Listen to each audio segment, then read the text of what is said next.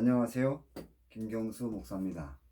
지난 시간에 강론했던 것 가운데 부족한 점을 발견하고 부족한 점을 보완하여 새로 강론함을 밝혀드립니다.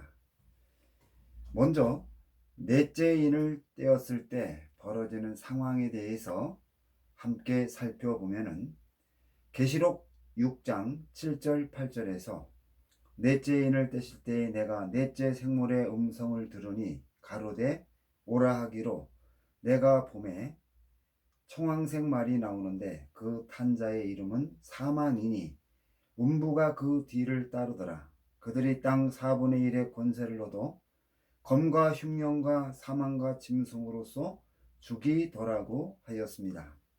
본문에서 청황색은 누르스름한 녹색으로 칙칙하고 우중충한 모습을 나타냅니다.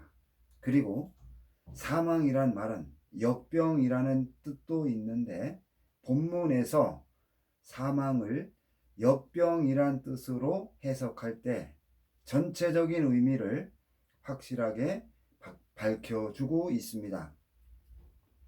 계시록 6장 8절에서 음부는 불신자의 영혼이 심판받을 때까지 머무는 곳을 가리키며 그 탄자의 이름이 사망이니 음부가 그 뒤를 따른다는 것은 역병으로 수많은 사람들이 죽임을 당한다는 것을 증거하는 것이며 예수님도 누가복음 21장 11절에서 곳곳에 큰 지진과 기근과 전염병이 있을 것이라 언급하였습니다. 계시록 6장 8절에서 그들이 땅 4분의 1의 권세를 얻는다는 것은 영물들의 활동을 나타내는 것으로 무저갱에서 올라온 천사들이 땅 4분의 1을 통치하는 권세를 받는다는 뜻입니다. 즉 이들이 사람을 통하여 세계 영토 4분의 1을 정복한다는 뜻입니다.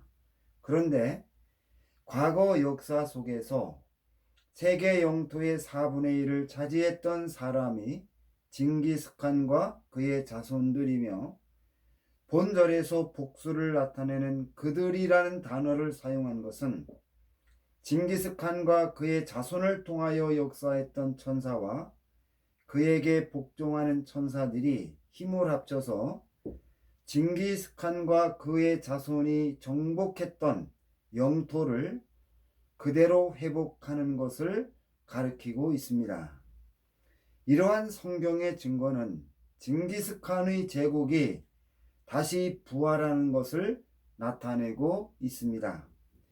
계시록 6장 8절에서 청황색 말을 탄 자의 이름이 사망이니 음부가 뒤를 따른다고 증거하는 것은 징기스칸의 제국이 부활하여 징기스칸과 그의 자손이 정복했던 영토를 다시 정복할 때 역병을 무기로 사용하여 사람을 죽인다는 것을 나타내는 것입니다.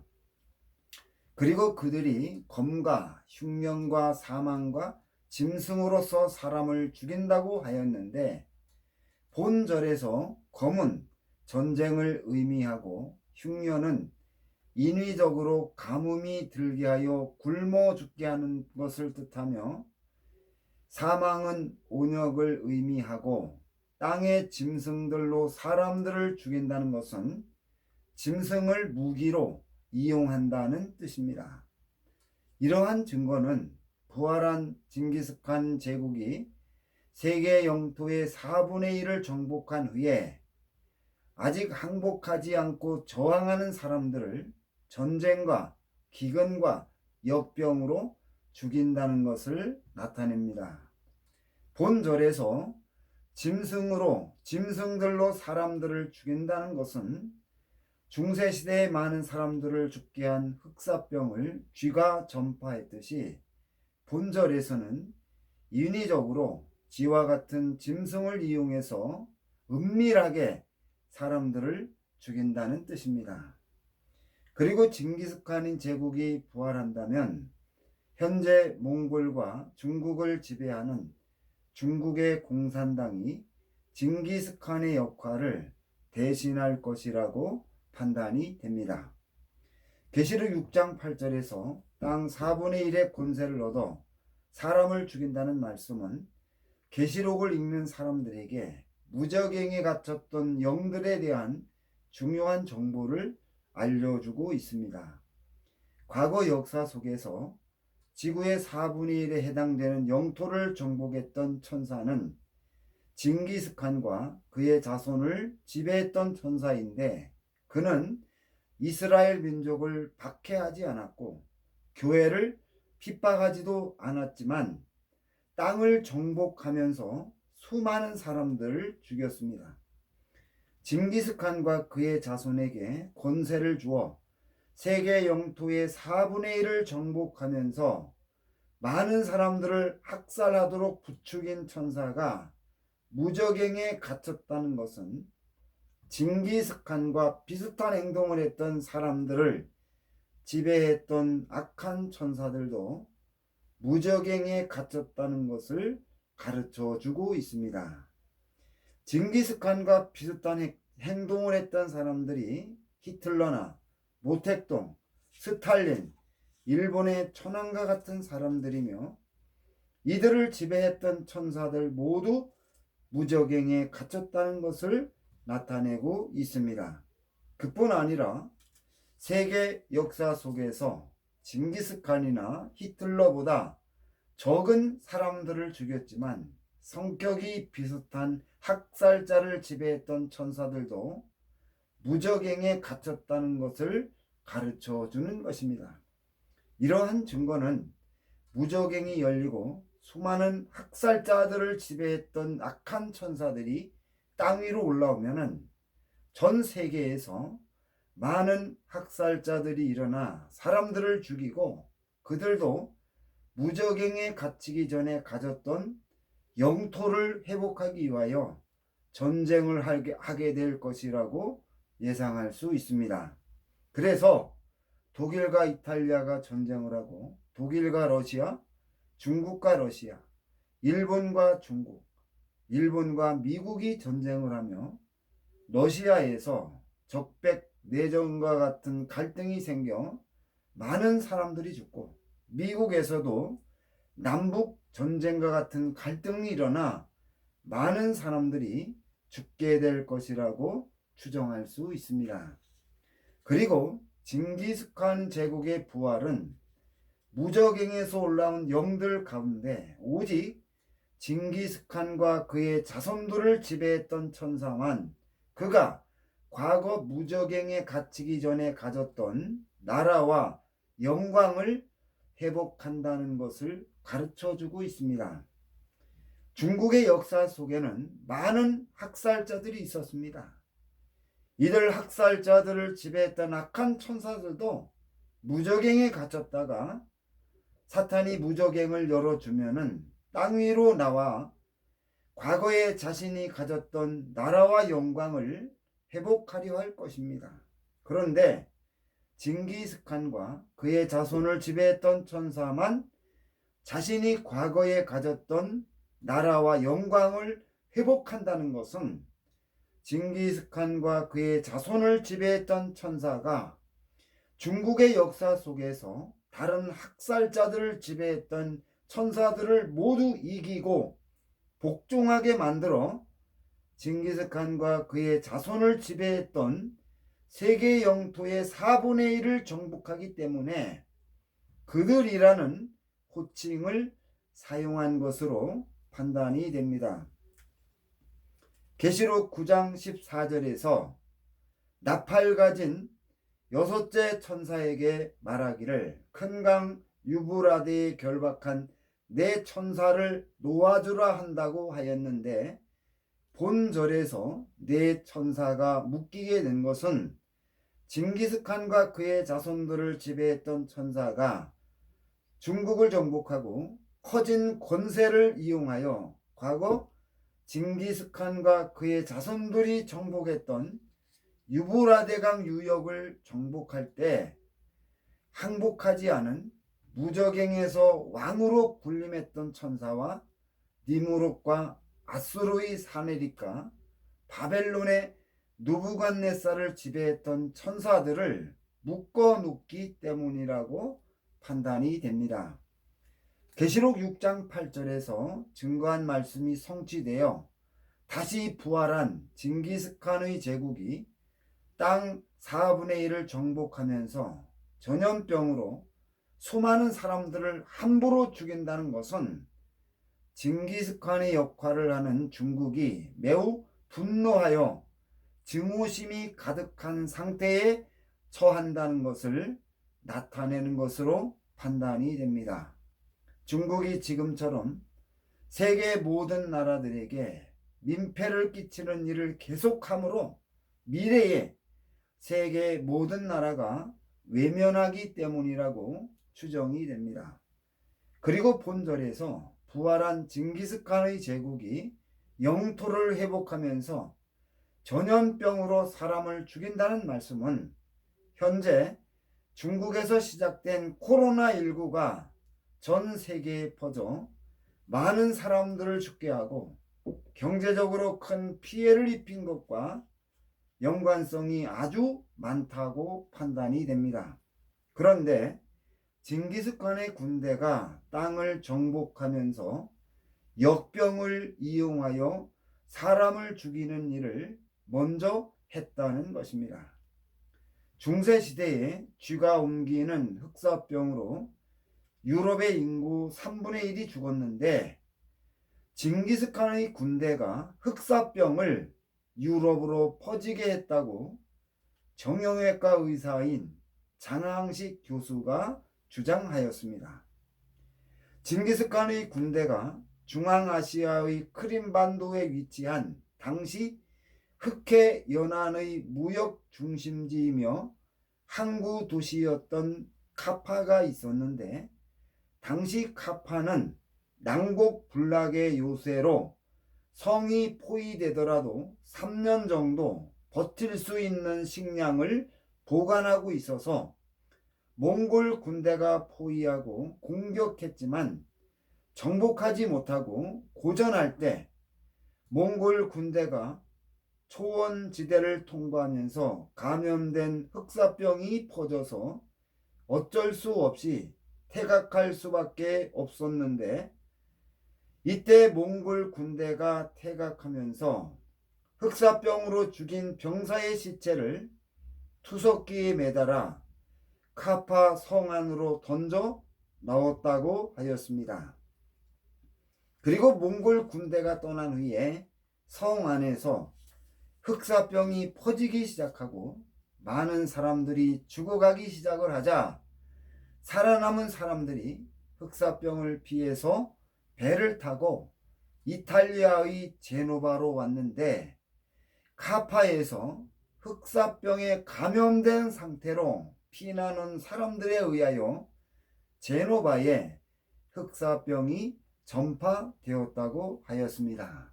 그러자 제노바에 흑사병이 퍼져 많은 사람들이 죽었고 머지않아 이탈리아 전체로 퍼지게 되어 치료받지 못한 많은 사람들이 죽었으며 이어서 해상 무역로를 따라 유럽의 중심으로 들어간 흑사병이 사람들에게 퍼져서 많은 사람들을 죽게 했다고 하였습니다. 그뿐 아니라 지금 현재 중국에서 사막화가 급속하게 확산되자 인공으로 강우제를 뿌려서 비를 내리게 하므로 사막화를 막는 연구가 활발하게 진행되고 있습니다. 이러한 것들이 계시록 6장 8절에서 흉년으로 사람을 죽인다는 말씀과 깊은 연관이 있다고 판단이 됩니다. 징기스칸의 권세를 물려받은 그의 아들들이 유럽을 정복한 후에 도시를 파괴하고 목초지를 만들어 그들이 좋아하는 가축을 키웠습니다. 마찬가지로 다시 부활한 징기스칸의 제국이 유럽을 정복한 후에 도시를 파괴하고 중국 사람들이 좋아하는 돼지고기를 얻으려고 많은 돼지를 키울 것이라고 예상할 수 있습니다. 다시 부활한 징기스칸의 제국이 이전에 징기스칸과 그의 아들들이 정복했던 세계 영토 4분의 1을 그대로 차지한다는 것을 근거로 과거 징기스칸과 그의 아들들이 정복했던 지역을 살펴보면은 무적행이 열리고 난 후에 진행되는 역사의 방향을 예측할 수 있다는 것입니다. 먼저 징기스칸이 처음 정복했던 나라는 호라즘이라는 이슬람 국가였는데, 호라즘은 고대 페르시아의 후손이며 현재 이란과 파키스탄과 아프간의 일부를 포함했습니다. 호라즘이 징기스칸의 미움을 받고 철저하게 멸망했는데 인구의 대부분이 학살을 당했고 모든 도시는 초토화되었습니다. 때문에 징기스칸의 제국이 부활하여 또다시 호라즘의 영토를 정복한다면 이란이 망함으로 페르시아 시대에 무적행에 갇혔던 천사가 벌인 모든 역사는 반복되지 않을 것입니다. 그리고 이란이 망함으로 예루살렘에 하나님의 성전이 세워지는 것을 극렬하게 반대하는 나라가 없어지므로 성전 건축이 수월하게 진행될 것입니다. 그뿐 아니라 몽골의 군대가 중앙아시아를 정복할 때 모든 나라가 이슬람 국가여서 당시 이슬람교는 큰 타격을 받았습니다. 그런데 지금도 중앙아시아 국가는 대부분 이슬람 국가여서 징기스칸의 제국이 다시 부활하여 중앙아시아 국가를 정복한다면 이전과 마찬가지로 이슬람교가 재앙을 만나 큰 타격을 받을 것입니다. 이러한 상황이 예루살렘에 성전을 건축하는데 방해 요소들을 제거해주는 역할을 하게 될 것으로 판단할 수 있습니다.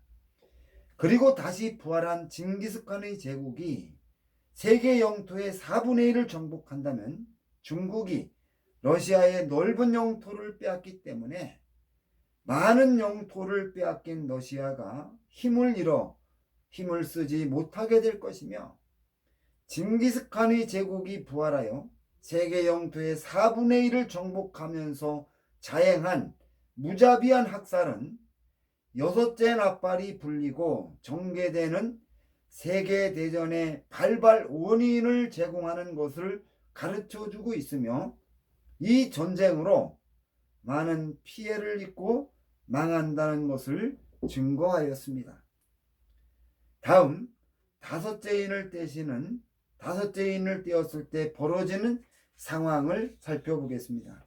계시록 6장 9절부터 11절까지 해서 다섯째 인을 떼실 때에 내가 보니 하나님의 말씀과 그들이 가진 증거로 말미암아 죽임을 당한 영혼들이 제단 아래에 있어 큰 소리로 불러 이르되 거룩하고 참되신 대주제여, 땅에 거하는 자들을 심판하여 우리 피를 갚아주지 아니하시기를 어느 때까지 하시려나이까 라고 하니 각각 그들에게 흰 두루마기를 주시며 이르되 아직 잠시 동안 시되 그들의 동무 종들과 형제들도 자기처럼 죽임을 당하여 그 수가 차기까지 하라 하시더라고 하였는데, 본문은 계시록 12장 10절부터 12절까지에서 증거하는 내용과 연결되었습니다. 계시록 12장 10절부터 12절까지에서 내가 또 들으니 하늘에서 큰 음성이 있어 이르되 이제 우리 하나님의 구원과 능력과 나라와 또 그의 그리스도 권세가 나타났으니 우리 형제들을 참소하던 자 곧 우리 하나님 앞에서 밤낮 참소하던 자가 쫓겨났고 또 우리 형제들이 어린 양의 피와 자기들이 증언하는 말씀으로써 그를 이겼으니 그들은 죽기까지 자기들의 생명을 아끼지 아니하였도다. 그러므로 하늘과 그 가운데 거하는 자들은 즐거워하라. 그러나 땅과 바다는 화 있을진저 이는 마귀가 자기 때가 얼마 남지 않은 줄을 알므로 크게 분내어 너희에게 내려갔음이라고 하였습니다. 이러한 증거를 종합해 보면은 다섯째 인을 뗄 때에 죽임을 당한 순교자들이 하나님의 말씀과 그들이 가진 증거로 죽임을 당했다는 것은 계시록 12장 11절에서 또 우리 형제들이 어린 양의 피와 증언하는 말씀으로써 그를 이겼으니 그들은 죽기까지 자기들의 생명을 아끼지 아니했다는 말씀이 실행되면서 생긴 결과임을 나타내고 있습니다. 따라서 다섯째 인은 하늘에서 땅으로 쫓겨온 사탄과 그의 사자들에 의해서 저질러진다는 것을 알 수 있습니다. 그러면은 순교자들이 무엇을 전하다가 죽임을 당하는 거예요? 마태복음 24장 8절부터 14절에서 이 모든 것은 재난의 시작이라. 그때 사람들이 너희를 환난에 넘겨주겠으며 너희를 죽이리니 너희가 내 이름 때문에 모든 민족에게 미움을 받으리라. 그때 많은 사람이 실족하게 되어 서로 잡아주고 서로 미워하겠으며 거짓 선지자가 많이 일어나 많은 사람을 미혹하겠으며 불법이 성함으로 많은 사람의 사랑이 식어지리라. 그러나 끝까지 견디는 자는 구원을 얻으리라. 이 천국 복음이 모든 민족에게 증언되기 위하여 온 세상에 전파되리니 그제야 끝이 온다는 증거는 사탄이 하늘에서 땅으로 쫓겨와 무저갱이 열린 후에 벌어지는 일들을 증거하고 있습니다. 그런데 누가복음 21장 10절부터 12절까지 해서 또 이르시되 민족이 민족을 나라가 나라를 대적하여 일어나겠고 곳곳에 큰 지진과 기근과 전염병이 있겠고 또 무서운 일과 하늘로부터 큰 징조들이 있으리라. 이 모든 일 전에 내 이름으로 말미암아 너희에게 손을 대어 박해하며 회당과 옥에 넘겨주며 임금들과 집권자들 앞에 끌어가는 일이 생긴다고 하는 증거는 무저갱이 열리고 곧바로 복음을 전하기 시작한다는 것을 가르쳐주는 대목입니다. 그러면은 마태복음 24장 14절에서 언급한 천국 복음은 무엇입니까?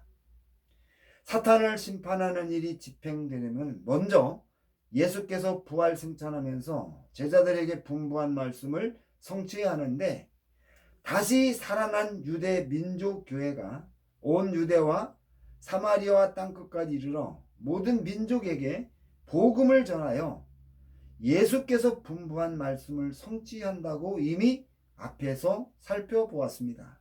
그런데 마태복음 24장 14절에서 천국 복음이 모든 민족에게 전파되어야 끝이 온다고 증거하였기 때문에 혼란이 생길 수 있다는 것입니다. 마태복음 24장 14절에서 언급한 천국 복음은 사도들이 교회를 세우면서 증거한 복음이 아니고 어린 양이 사탄을 심판하는 내용의 복음입니다. 즉 사탄이 어린 양의 심판을 피하여 하늘에서 땅으로 쫓겨온 것과 머지않아 어린 양이 재림하여 사탄을 체포하는데 사탄이 체포될 때 최후로 발아가기 때문에 이 세상에 큰 환난이 찾아오고 여기서 구원받는 길은 오직 어린 양을 믿는 것뿐이라는 내용이라고 판단이 됩니다. 이러한 증거는 세상의 모든 사람들이 사탄이 하늘에서 땅으로 쫓겨온 것과 무저갱이 열려서 세상이 어지럽게 된 것을 전혀 알지 못하고 오직 성령을 받은 그리스도인들만 알기 때문에 마가복음 13장 9절에서 복음을 전하는 자가 권력자들과 임금들에게도 증거하며 마태복음 24장 14절에서 모든 민족에게 증거되면 세상의 끝이 온다고 언급하는 것입니다. 그리고 어린 양이 사탄을 심판할 때 사탄이 최후까지 발악하여 큰 환란이 찾아온다는 것을 세상의 모든 사람들에게 전하는 것은 어린 양이 사탄을 심판할 때 세상 사람들에게 알려주지 않고 은밀하게 심판하여 우리가 몰랐다는 변명을 듣지 않기 위해서라고 판단이 됩니다. 그래서 부름을 받은 선교사들이 왕들과 권력자들과 세상의 모든 사람들에게 이러한 내용의 복음을 전할 때 세상의 모든 사람들에게 미움을 받아 죽임을 당한다는 증거가 다섯째 인을 뗄 때 벌어지는 상황인 것입니다. 땅으로 쫓겨온 사단이 세상의 권력을 이용하여 복음을 전하는 선교사들을 죽이는 것은 사탄이 처한 비참한 종말을 밝혀짐으로 세상 사람들을 자기 편으로 끌어들이는 것이 어렵게 될 수 있기 때문이라고 판단이 됩니다. 그래서 복음을 전하는 선교사들에 대하여 분노한 사탄과 그의 사자들이 배후에서 사주하여 죽인다는 것을 가르쳐 주고 있습니다. 이렇게 복음을 전하는 자가 사단의 치명적인 약점을 세상 사람들에게 나타내기 때문에 자신의 약점을 감추려고 세계의 모든 사람들에게 미움을 받게 만들어 입을 막으려 죽이는 것으로 추정이 됩니다. 복음 때문에 죽임을 당한 순교자들의 영혼들이 하나님의 제단 안에서 자신의 원수를 갚아달라고 하나님께 탄원하면서 땅에 거하는 자들을 심판하여 우리 피를 갚아달라고 탄원하는 것은 순교자들이 매우 억울하게 죽임을 당했다는 것을 증거하는 것입니다. 그러자 하나님이 순교한 영혼들에게 흰 두루마기를 주면서 잠시 동안 쉬되 저희 동무종들과 형제들도 자기처럼 죽임을 받아 그 수가 차기까지 하라고 증거한 것은 앞으로 시작되는 큰 환란의 때에도 억울하게 죽임을 당하는 많은 순교자가 생긴다는 것을 증거하는 것이며 예수님이 재림하여 순교자들의 원수를 통렬하게 심판할 것입니다. 다음 일곱째 인을 떼었을 때 벌어지는 상황에 대해서 살펴보겠습니다. 일곱째 인이 떼어진 후에 첫째부터 여섯째까지 나팔이 불리고 이어서 일곱째 나팔이 불려질 때 예수님이 재림한다고 하였습니다. 이어서 어린 양이 일곱 대접을 땅에 쏟아 심판을 진행하며 첫째부터 일곱째 대접이 쏟아질 때 짐승의 나라가 망하고 거짓 선지자의 미혹에 넘어가 끝까지 이스라엘을 공격하는 무리들은 어린 양이 아마겟돈 전쟁에서 멸하시고 짐승과 거짓 선지자는 불모 속에 던져지고 체포된 사탄은 무저갱에 갇혀서 1000년 동안 다시 미혹하지 못하게 되며 그동안 첫째 부활에 참여한 성도들이 땅에서 주님과 함께 1000년 동안 왕노릇한다는 것을 증거하였습니다. 다음 여섯째 인을 띄었을 때 벌어지는 상황에 대해서 살펴보겠습니다. 계시록 6장 12절부터 17절까지에서 내가 보니 여섯째 인을 떼실 때 큰 지진이 나며 해가 검은 털로 짠 상복같이 검어지고 달은 온통 피같이 되며 하늘의 별들이 무화과나무가 대풍에 흔들려 설익은 열매가 떨어지는 것 같이 땅에 떨어져 하늘은 두루마리가 말리는 것 같이 떠나가고 각 산과 섬이 제자리에서 옮겨지매 땅의 임금들과 왕족들과 장군들과 부자들과 강한 자들과 모든 종과 자유인이 굴과 산들의 바위 틈에 숨어 산들과 바다에게 말하되 우리 위에 떨어져 보좌에 앉으신 이의 얼굴에서와 어린 양의 진노에서 우리를 가리라. 그들의 진노의 큰 날이 이르렀으니 누가 능히 서리요 하더라고 하였습니다. 본문에서 서리건 가시는 잎이 나오기 전에 겨울에 맺히는 푸른 무화과로 약한 바람에도 모두 떨어지는 설익은 무화과를 가리킵니다. 큰 지진이 나며 해가 검은 실로 짠 상복같이 검어지며 달이 피같이 되며 많은 별들이 우수수 떨어지며 하늘이 사라진다는 것은 우주에 큰 변화가 생겨서 지구로 많은 별들이 떨어져 생긴 결과를 증거하는 것이며, 이것이 어린 양의 진노 때문이라고 말하는 것은 이들이 어린 양에게 큰 죄를 지었다는 것을 나타내고 있습니다. 그날에 하늘이 종이축이 말리는 것 같이 떠나가고 산과 바다가 제자리에서 옮기오는 것은 하늘에 있는 많은 별들이 땅에 떨어져 지구가 큰 충격을 받고 여러 조각으로 깨어져 사라지므로 처음 하늘과 처음 땅이 없어지는 모습을 나타내고 있습니다. 이때 사람들이 어린 양의 심판에서 구원받을 수 없다는 것을 알고 누가복음 23장 20절에서도 그때 사람이 산들에 대하여 우리 위에 무너지리라며 작은 산들에 대하여 우리를 덮으라 한다는 것은 자연재해로 죽게 해달라고 부르짖는 모습으로 어린 양의 무서운 진노를 대단히 두려워하는 모습을 증거하고 있는 것입니다. 이런 일이 생긴 것은 천년이 차고 무저갱이 열린 후에 갇혀있던 마귀가 땅으로 나와 사람들을 미혹하여 하나님을 대적하게 만드는 특별한 능력으로 땅의 백성 곡과 마곡을 미혹하고 어린 양을 반역하고 대적하게 만들어서 심판받는 모습을 증거하고 있는 것입니다.